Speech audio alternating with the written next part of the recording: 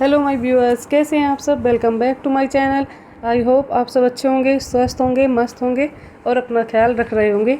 चलिए देर न करते हुए आते हैं हम हिंदी की क्लास पर। और यहाँ हम करने वाले हैं सीटेट अपर एंड प्राइमरी दोनों लेवल के लिए हिंदी के पैराग्राफ के साथ साथ मैं करवाने वाली हूँ हिंदी की पेडागोजी और साथ में करवाने वाली हूँ इंग्लिश पेडागोजी के क्वेश्चंस। अगर आप चैनल पर नए हैं और आपने अब तक कोई वीडियो नहीं देखी है तो प्लीज़ जाइएगा, चैनल को सब्सक्राइब कीजिए और वीडियो देखिएगा। चलिए देर न करते हुए आते हैं अपने पैराग्राफ पर। उषा आ रही है, जगत जग चला है, निशा धुल चली है, घिरी दृष्टि तम से सहज खुल चली है। नई जिंदगी पास में बंधनों के, नई चाल में आज अंगड़ा रही है। तो हमें यहाँ देखना है इस जो काव्यांश है इसमें क्या पूछा गया है। चलिए इसका अर्थ थोड़ा समझा देती हूँ मैं आपको। यहाँ बात हो रही है उषा आ रही है, अर्थात क्या हो रहा है, यहाँ पर बात हो रही है कि यहाँ दिन निकल रहा है, उषा आने की बात हो रही है। उषा होती है किरण, सूर्य की किरण को उषा बोला जाता है।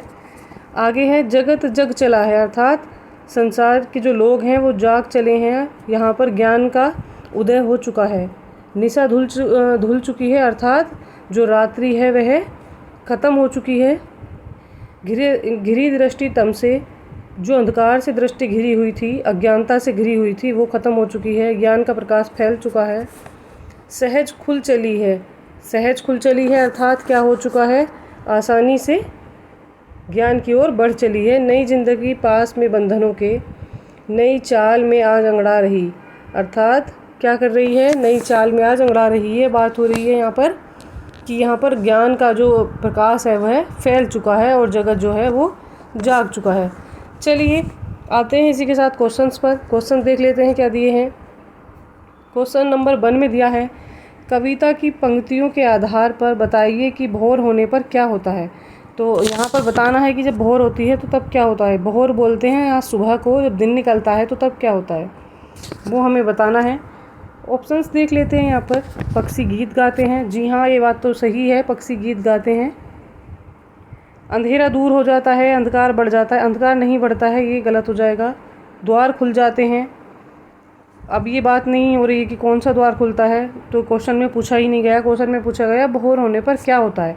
तो जो सबसे सूटेबल आंसर यहाँ पर बैठ जाता है वो हो जाएगा हमारा आंसर फर्स्ट। ए भी सही है बट यहाँ पर एक ही ऑप्शन पूछा गया है, तो सबसे सूटेबल यहाँ पर हो जाएगा क्या, अंधेरा जो है दूर हो जाता है। सबसे पहले अंधेरा ही दूर होता है, बाकी कार्य उसी के बाद प्रारंभ होते हैं।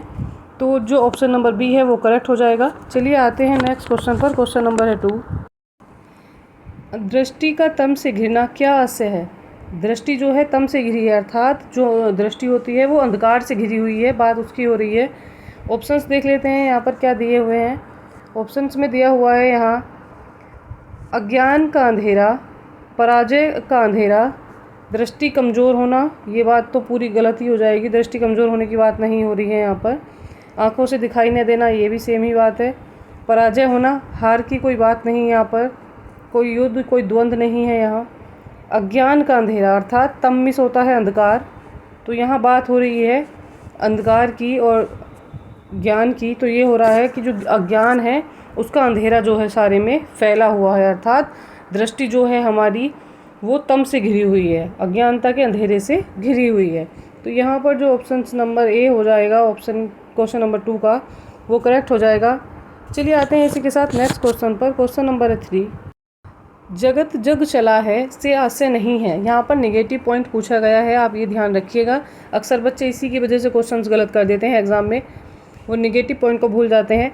यहाँ पूछा है जगत जग चला है का आशय नहीं है। उठ जाना ये तो है, ये तो सही है।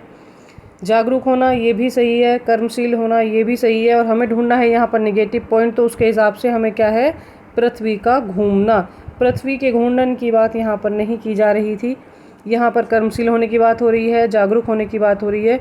ये ऑप्शन सही है पर यहाँ नेगेटिव दिया है इसलिए ये गलत हो जाते हैं। तो जो यहाँ पर राइट ऑप्शन बैठता है, जो सुटेबल है, वो है पृथ्वी का घूमना। पृथ्वी के घूमने की बात जगत जग चलने से नहीं हो रही है। यहाँ पर ऑप्शन नंबर डी करेक्ट हो जाएगा। चलिए आते हैं इसी के साथ नेक्स्ट पर। क्वेश्चन नंबर है यहाँ पर 4, निशा धुल चली है से तात्पर्य है। निशा क्या है, धुल चली है, अर्थात निशा क्या होता है, निशा बोलते हैं रात्रि को, और धुल चलने का मतलब है कि वह समाप्त हो रही है, दिन का जो प्रकाश है वह फैलने लगा है। तो यहाँ पर देख लेते हैं क्या ऑप्शंस दिए हैं। कठिनाइयाँ दूर हो गई हैं, निराशा दूर हो गई है, आसमान साफ़ हो चुका है, रात उजली हो गई है। तो यहाँ पर जो सबसे सुटेबल आंसर है वो हो जाएगा कौन सा, निराशा की बात हो रही है, अर्थात निराशा दूर हो गई है, अंधकार दूर हो चुका है, ज्ञान का प्रकाश फैल चुका है। ऑप्शन नंबर बी करेक्ट हो जाएगा, निराशा दूर हो गई है। आते हैं क्वेश्चन नंबर 5 पर। 5 में देख लेते हैं, निशा का पर्यायवाची है। तो हमें यहाँ बताना है निशा का पर्यायवाची कौन सा होता है। आभा होता है, आभा माने चमक होता है, उजाला होता है। उषा माने किरण होती है, सूर्य की किरण को उषा बोला जाता है। रात्रि शयन, निशा का अर्थ है शयन में सोने से बात हो रही है, ये गलत हो जाएगा, ये भी गलत हो जाएगा। यहाँ पर जो राइट आंसर है वो हो जाएगा हमारा रात्रि। रात्रि की बात हो रही है, निशा रात्रि का पर्यायवाची होता है। चलिए आते हैं नेक्स्ट पर। क्वेश्चन नंबर है 6। क्वेश्चन नंबर 6 में दिया है, उषा आ रही है, पंक्ति में अलंकार है। उषा आ रही है अर्थात किरण आने की बात हो रही है, और आता को यहाँ पर बात इस तरह से हो रही है, मान लीजिए कि उषा कोई एक स्त्री है और उसकी बात हो रही है। तो यहाँ पर कौन सा अलंकार है जो हमें क्वेश्चन से आभास हो रहा है कि किसी औरत या किसी स्त्री के आने की बात हो रही है। अनुप्रास अलंकार नहीं होगा, यहाँ व्यंजन वर्ण की आवृत्ति बार बार नहीं है, उपमा नहीं है, यहाँ पर रूपक भी नहीं है, यहाँ पर है मानवीकरण, परफोनिकेशंस हो जाएगा यहाँ पर। तो यहाँ पर हो जाएगा मानवीकरण, पर्सोनिफिकेशंस, अर्थात उसको मानव की तरह तुलना की जा रही है, उसको मानव की तरह बताया जा रहा है कि उषा आ रही है। तो ऑप्शन नंबर बी हो जाएगा हमारा यहाँ पर करेक्ट। चलिए आते हैं इसी के साथ क्वेश्चन नंबर 6 पर। भाषा क्या है, हमें बताना है यहाँ भाषा क्या होती है। एक कृत्रिम व्यवस्था होती है, कृत्रिम नहीं होती है। नियम द्वारा शासित व्यवस्था है, ये बात सही है। एक व्याकरणिक व्यवस्था है, ये भी सही है। एक ऐसी व्यवस्था है जिसमें नियम है, ये बात भी सही है। पर यहाँ पर जो सबसे सुटेबल आंसर बैठता है और इसी में दोनों चीज़ें सम्मिलित हो जाएंगी, ऑप्शन सी और डी इसी से मिलकर बनता है। नियम द्वारा शासित व्यवस्था है, अर्थात नियम है तो उसमें व्याकरण भी होगा और एक ऐसी व्यवस्था होगी जिसमें नियम है। तो यहाँ पर ऑप्शंस केवल एक ही दिया है तो वही हमारा करेक्ट हो जाएगा। ज़्यादा पूछे जाते तो यहाँ पर तीनों सी सही हो जाते हैं, बी, सी और डी, पर एक के हिसाब से देखें तो यहाँ पर बी करेक्ट हो जाएगा। चलिए आते हैं इसी के साथ नेक्स्ट पर। क्वेश्चन नंबर 8, भारत की विद्यालयी शिक्षा में भाषा युक्ति क्या कहलाती है। भाषा युक्ति क्या कहलाती है, तो यहाँ पर देख लेते हैं, बहुभाषावाद, त्रिभाषा सूत्र, कार्यालय भाषा नीति, राष्ट्रीय शिक्षा नीति 2020।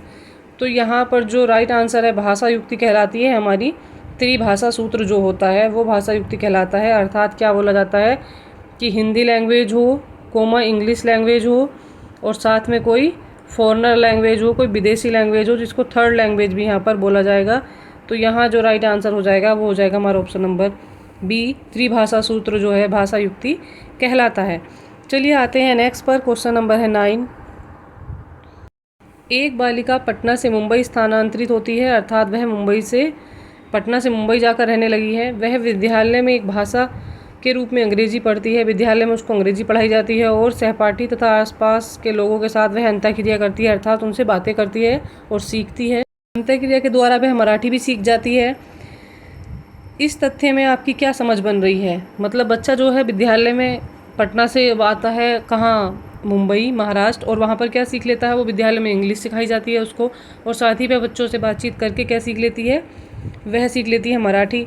तो यहाँ पर दोनों भाषाओं का सीखना भाषा अर्जन है, भाषा अर्जन नहीं है दोनों भाषाओं का सीखना। एक भाषा का जो बात करके बच्चों से सीखती है वो भाषा अर्जन होता है।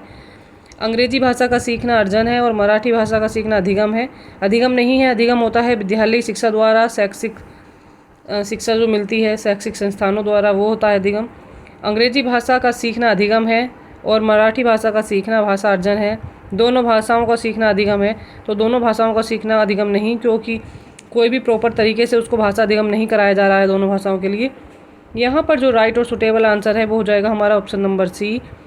यहाँ क्या हो रहा है, अंग्रेजी भाषा सीखने के लिए उसको नियमबद्ध तरीके से उसको सिखाया जा रहा है, विद्यालय शिक्षा दी जा रही है, तो इसलिए अंग्रेजी भाषा को अधिगम बोलेंगे। और मराठी भाषा जो है वो बच्चों से बातचीत करके खुद से सीख रही है, कुछ भाषा वह अपनी उनको सिखा रही है और कुछ उनसे वह सीख रही है, तो ये हो जाएगा अर्जन, अर्थात उसको वह अर्जित कर रही है। यहाँ पर जो ऑप्शन नंबर सी है वो करेक्ट हो जाएगा। आते हैं इसी के साथ नेक्स्ट क्वेश्चन पर।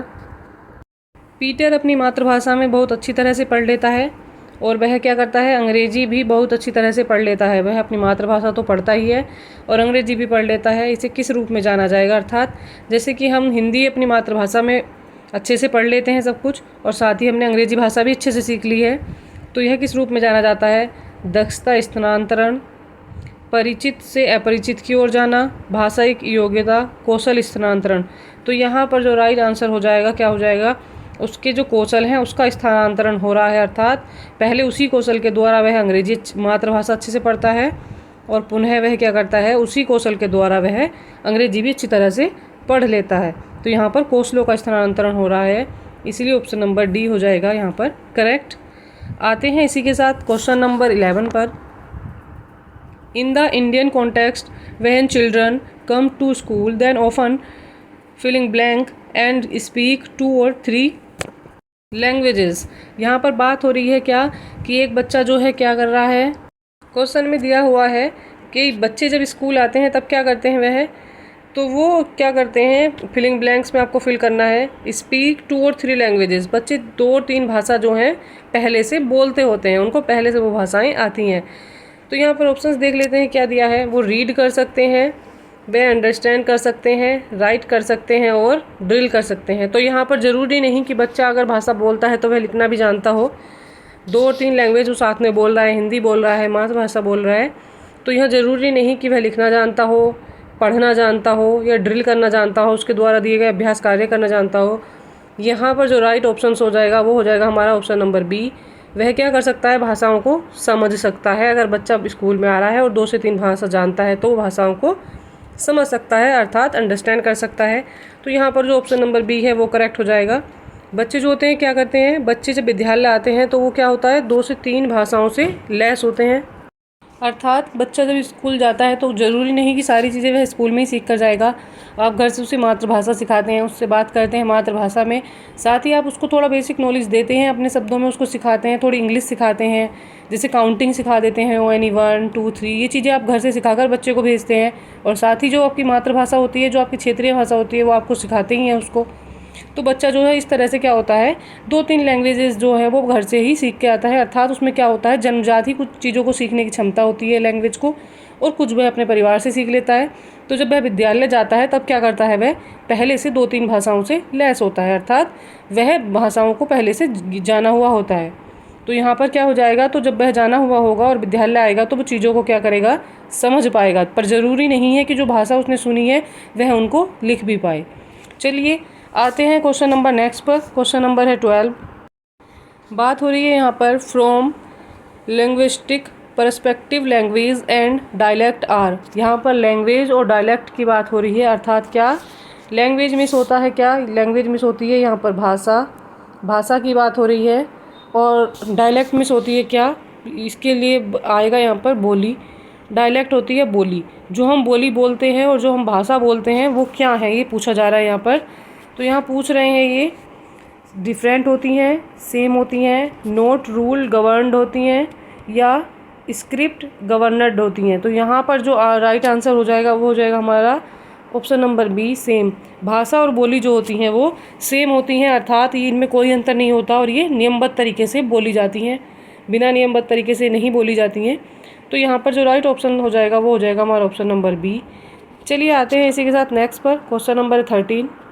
क्वेश्चंस में कह रहे हैं, क्वेश्चन नंबर 13 है multilingualism and cognitive growth and education achievement have. Education achievement की बात हो रही है, एजुकेशनल अचीवमेंट है यहाँ पर, एजुकेशनल अचीवमेंट, और क्या है, कॉग्निटिव डेवलपमेंट है, कॉग्निटिव ग्रोथ हो रही है, और साथ ही बात हो रही है किस चीज़ की, मल्टीलिंगुअलिज्म की। यहाँ पर बात हो रही है बहुभाषावाद की बातें ये कर रहे हैं। तो यहाँ पर पूछ रहे हैं इनमें क्या होता है, तो ये पूछ रहे हैं कि इनमें कोई रिलेशनशिप नहीं होती है, कोई संबंध नहीं है एक दूसरे के साथ, या यहाँ पर कोई निगेटिव रिलेशन है, पॉजिटिव रिलेशन है, समटाइम्स निगेटिव और समटाइम्स पॉजिटिव रिलेशन है। ऐसा है कि कभी पॉजिटिव हो जाता है कभी निगेटिव हो जाता है, ऐसा नहीं है, निगेटिव नहीं है, और ये कोई रिलेशन नहीं है, ये बात कहना भी गलत हो जाएगा। यहाँ पर जो आंसर करेक्ट है वो है हमारा option number C, positive relation है। इनमें क्या होता है, एक इनमें सकारात्मक संबंध होता है, एक दूसरे से बहुभाषावाद जुड़े हुए होते हैं, इससे क्या होता है, संज्ञानात्मक जो विकास है वह बढ़ता है और एजुकेशनल शैक्षिक अचीवमेंट बढ़ती हैं बच्चे की। तो ये किससे बढ़ती हैं, बहुभाषावाद से ये जुड़ी होती हैं और इनमें पॉजिटिव संबंध होता है। चलिए आते हैं नेक्स्ट क्वेश्चन पर। क्वेश्चन नंबर है 14 में दिया हुआ है, what do children comprehend by regularly listening to poem and rhymes. बच्चे क्या कर रहे हैं, पोएम सुन रहे हैं और राइमिंग सुन रहे हैं, तो वह बच्चे में क्या करते हैं। कॉम्प्रीहेंड मीन्स क्या होता है, कॉम्प्रीहेंड मीन्स होता है क्या, इसको बोलते हैं हम समझ। बच्चे की जो समझ है वह किस प्रकार से कार्य करती है जब बच्चा रेगुलरली क्या करता है, नियमित तौर पर सुनता है पोएम और राइम्स को। ऑप्शंस देख लेते हैं। यहाँ पर बात हो रही थी कॉम्प्रीहेंड होने की, समझ होने की, तो यहाँ पर वर्ड और सेंटेंस के रूल सीख जाता है, ये गलत है। राइथम एंड ग्रामर सीख जाता है, वो गलत है। Sound and about the poet, ये सीख जाता है क्या साउंड है, क्या ध्वनियाँ है, और राइटर के बारे में जान जाता है, ये गलत है। यहाँ पर जो राइट आंसर हो जाएगा वो हो जाएगा बेसिक स्ट्रक्चर ऑफ लैंग्वेज, भाषा का जो है बुनियादी ढांचा जो है यहाँ से तैयार हो जाएगा। अर्थात बच्चा क्या करता है, पोएम को सुनता है, उनको पढ़ता है, उनमें लय होती है, तुकबंदी होती है, तो बच्चे क्या करते हैं, उसमें रुचि दिखाते हैं, उन्हें उसे पढ़ने में बहुत आनंद आता है। अगर बच्चे पढ़ने में चीज़ों को आनंद लेंगे, आनंद दिखाएंगे, तो क्या होगा, उससे उनकी रुचि बढ़ती है और साथ ही भाषाई जो विकास है वो उसका शीघ्रता से हो जाएगा। बच्चा पोएम को पढ़ेगा, कविता को पढ़ेगा और उसकी जो भाषा है उसको सीखेगा, समझेगा, तो भाषाई विकास जो है बढ़ जाएगा। यहाँ पर ऑप्शन नंबर डी हो जाएगा हमारा correct, basic structure of language, भाषा का बुनियादी ढांचा यहाँ से मजबूत हो जाता है। आते हैं क्वेश्चन नंबर 15 पर। 15 में दिया है, एज पर 3 language formula the first language school should be the, कह रहे हैं त्रिभाषा सूत्र की बात हो रही है। यहाँ पर मैं आपको पहले भी बता चुकी हूँ, पहले होती है हिंदी, फिर इंग्लिश में आती है और उसके बाद आती है आपकी फॉरेनर लैंग्वेज। और ये बात हो रही है हिंदी, हिंदी का अर्थ होता है यहाँ पर क्या, किससे, मातृभाषा से, मदर टंग से, और जो रीजनल लैंग्वेज होती है उससे। तो देख लीजिए किसका ऑप्शन यहाँ पर कौन सा करेक्ट हो जाएगा इसके लिए। Medium of instruction of school, mother tongue and English. बात हो रही है यहाँ पर किस चीज़ की, regional language and official language, official language की बात हो रही है। यहाँ पर बात कर रहे हैं हम फर्स्ट लैंग्वेज की, और फर्स्ट लैंग्वेज में क्या आता है, मदर टंग आ जाती है, रीजनल लैंग्वेज आ जाती है, और क्या आ जाती है, हमारी होम लैंग्वेज आ जाती है, जो हमारी घर पर भाषा बोली जाती है, जो हम मातृभाषा बोलते हैं, या जो हमारी क्षेत्रीय भाषा होती है, बात उसी की होती है। तो फर्स्ट लैंग्वेज वही होती है। ऑप्शन नंबर डी जो है यहाँ पर करेक्ट हो जाएगा। चलिए, क्वेश्चन में भी पूछा जा रहा था कि फर्स्ट लैंग्वेज के आधार पर स्कूल की शिक्षा कैसी होनी चाहिए, किस भाषा में होनी चाहिए, तो मदर टंग और रीजनल भाषा में होनी चाहिए। जो राष्ट्रीय शिक्षा नीति आई है अभी 2020, तो उसी में भी इसी पर जोर दिया गया है कि जो बच्चे की प्रारंभिक शिक्षा है वह मातृभाषा और क्षेत्रीय भाषा में हो। चलिए आते हैं नेक्स्ट पर। क्वेश्चन नंबर है यहाँ पर 16, which article of the Indian constitution asked each state to legally adopt one और more languages spoken in their state along with Hindi as their official language. यहाँ पर क्या बात हो रही है, यहाँ बात हो रही है हमारे संविधान की। हमारे संविधान में क्या कहा गया है, प्रत्येक राज्य को कहा गया है कि वहाँ पर जो उनकी भाषा वो बोलते हैं, जो लैंग्वेज है, उसके साथ साथ वह क्या करें, और दूसरी भाषा को लीगली अडोप्ट करें, उसको अपनाएं, ग्रहण करें। किसको, साथ में जैसे वे हिंदी बोलते हैं तो उसके साथ कोई ऐसी लैंग्वेज जैसे इंग्लिश हो गई और लैंग्वेज हो गई, तो उनको क्या करें, ऑफिशियल लैंग्वेज अर्थात आधिकारिक भाषा का उनको दर्जा दिया जाए। तो ये किस में बात की गई है, पूछा गया है, कौन से आर्टिकल में कहा गया है ये। यहाँ पर ऑप्शन देख लेते हैं, आर्टिकल 343, आर्टिकल 351, आर्टिकल 357 या आर्टिकल 345। तो यहाँ पर जो राइट आंसर है ये कहा गया है अनुच्छेद 345 में, आर्टिकल कौन सा है, 345 में कहा गया है कि जो भाषा होती हैं साथ में अपने जो मातृभाषा है, जो मान लीजिए हिंदी भाषा है, उसके साथ आप क्या है इंग्लिश और अदर भाषा को भी क्या करें, आधिकारिक भाषा का दर्जा दें और उसको भी अपने कार्य क्षेत्र में वाली भाषा में शामिल करें। चलिए, यहाँ पर राइट ऑप्शन हो जाएगा डी। इसी के साथ आज की क्लास होती है कंप्लीट। अगर आप चैनल पर नए हैं और आपने अब तक कोई वीडियो नहीं देखी है तो जाइए प्लीज़ चैनल को सब्सक्राइब कीजिए और वीडियो को देखिएगा। यहाँ पर मैं करवाती हूँ हिंदी इंग्लिश सीटेट के लिए, अपर एंड प्राइमरी दोनों लेवल के लिए, साथ में मैथ, ईवीएस एंड पेडागोजी की क्लास भी। तो चैनल को सब्सक्राइब कीजिएगा और अधिक से अधिक वीडियो का लाभ उठाइएगा।